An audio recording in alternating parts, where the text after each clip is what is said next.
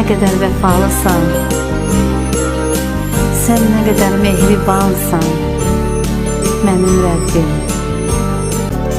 Mən səni sevirəm, səvavi ata, mən səni sevirəm, İsa Məsih. Mən səni sevirəm, müqəddəs ruh, mən səni sevirəm, canlı Allah. Mən səni sevirəm, müqəddəs ruh, mən səni sevirəm, canlı Allah. Hara getsəm sənin adına, eşidirəm hər zaman, amin. Hara getsəm sənin adına, eşidirəm hər zaman, amin.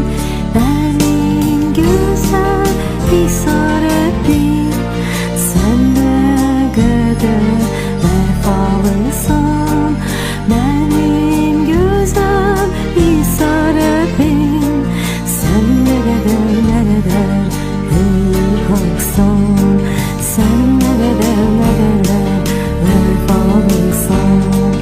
Mən sevirəm sənin huzurunu, mən sevirəm sənin ünsiyyətini, mən sevirəm sənin kəlamını, mən sevirəm Məsihin bədənini, mən sevirəm sənin kəlamını, mən sevirəm sənin ünsiyyətini.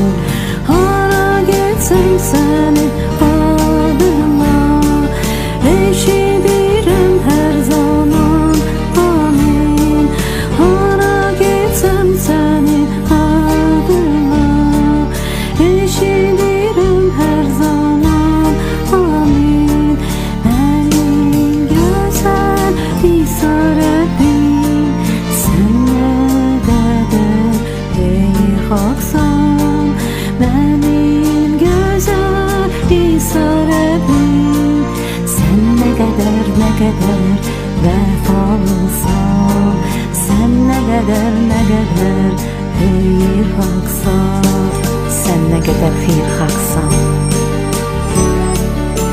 sən nə qədər vəfalısan.